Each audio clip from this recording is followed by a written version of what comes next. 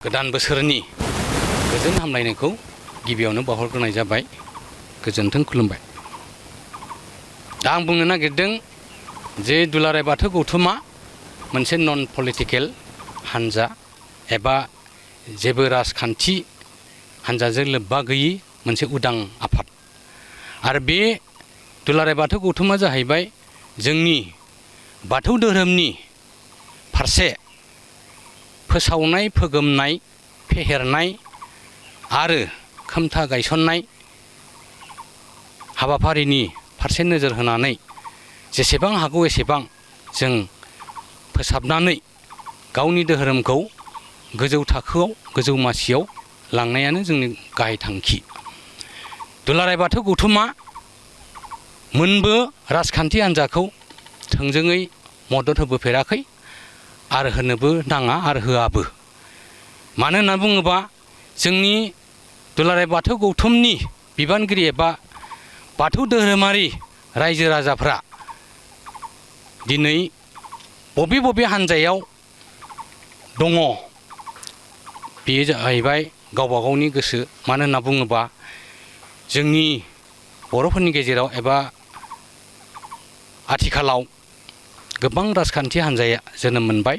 जेरैहाय BPF दङ, UPPL दङ, BJP दङ, AJP दङ, CPM दङ, बायदि बायदि राजखान्थि हान्जा। बेनिखायनो बेफोर हान्जायाव जोंनि बाथौआरि रायजो राजाफ्रा गावबा गाव गोसोजों मोजां मोननाय बादि, गोसोजों लुबैनाय बादि राजखान्थि हान्जाखौ मोजां मोननानै अरायबो खामानि मावगासिनो दं, मावबाय थागोन। बेखौ जोङो नुनो मोनदों। बेनिखायनो दुलाराय बाथौ गौथुमा जोंनि गौथुमनिफ्राय बबेबा मोनसे थि राजखान्थि हान्जाखौ मदद होनांगौ आरो बबेखौबा होनाङा बे खोथाखौ बुंनो थांनाया जोंहा गोरोन्थि जागोन। आरो बियो जोंनि संबिजित एबा कनस्टिटिउसननि बेरेखा हाबा मावनाय जागोन। बेनिखायनो जोंहा जिहेतुके नन पलिटिकेल अर्गेनाइजेसन आरो जोंहा जिहेतु संबिजित दंखायो, संबिजितआ जिहेतुके जोंनि आफादफोरखौ दैदेनो। बेनिखायनो संबिजितनि जों बारगा हाबा मावनो थांनाया गाहाम जानाय नङा। बेनिखायनो बेखौ जों दहाय होनानै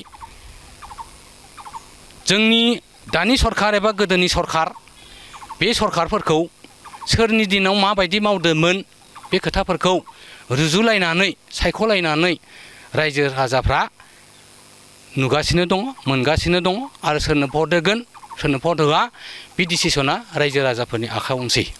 बेनिखायनो जों खावलायो जाहाथे आलो गोजोनै बयनिबो बेसेन गोसा भटखौ गोसो बादियै होनो थाखाय जाहाथे मोनथाय मोनो, बयबो बे मोनथायखौ, अधिकारखौ हायबस्त खालामो एबा हाबाफारियाव मोजाङै बाहायो। बेखौसो जों दुलाराय बाथौ गौथुमनि जानानै गोसो गोथारै दुलाराय रायजो राजा एबा जोंनि बाथौआरि रायजो राजाफोरखौ गुरैयै खावलायनाय जाबाय। गोजोन्थों। मानि थाखायथ' दुलाराय बाथौ गौथुमा थोंजोङै BPF खौ सापर्ट होनांगौ होननानै फोरमायो? दा बे खोथाया जाहैबाय मानब गेदेर जोंनि आगुनि गोख्रों मावथि मुसुखान्तेस्वर बरगयारि बिथाङा मा थांखिजों बुंदों बिथांनिसो खोथा जाहैबाय। मानो होनना बुङोबा बेबायदि दुलाराय बाथौ गौथुमखौ राजखान्थि बिथिङाव एबा राजखान्थिनि गाब फोननो थांनाया बे गोरोन्थि जादों। मानो होनना बुङोबा जे बिथाङा हयथ' जावलिया जानो हागौ बा हयथ' रोनाव फाग्लानि रोनावनाय बादिसो जाहैदों। मानो होनना बुङोबा बेखौ रायजो राजाफ्रा मदद होनाय नङा, गनायनाय नङा बिथांनि खोथाखौ। मानो होनना बुङोबा दहायनो बुंखानाय जादों जे जोंनि बर' माहारिनि गेजेराव, जोंनि बाथौ धोरोम सिबियारिफोरनि गेजेराव गोबां राजखान्थि हान्जायाव हाबनानै दङ।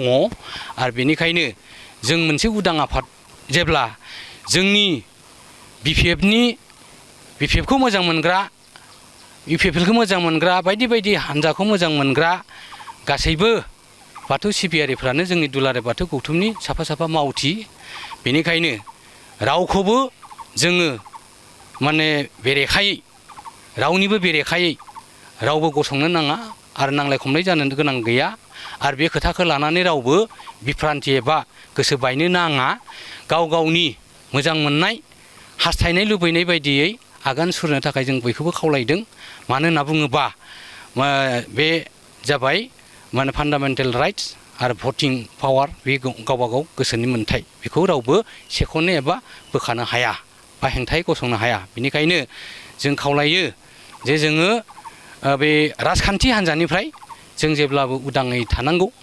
जों माथ्र बेखौल' जों कनसियास जानांगौ बे जों सोरनो भट होनो गाव गाव कनसियास जानानै होनांगौ, बिबेक भट होनांगौ, बेखौनो जों खावलायो आरो।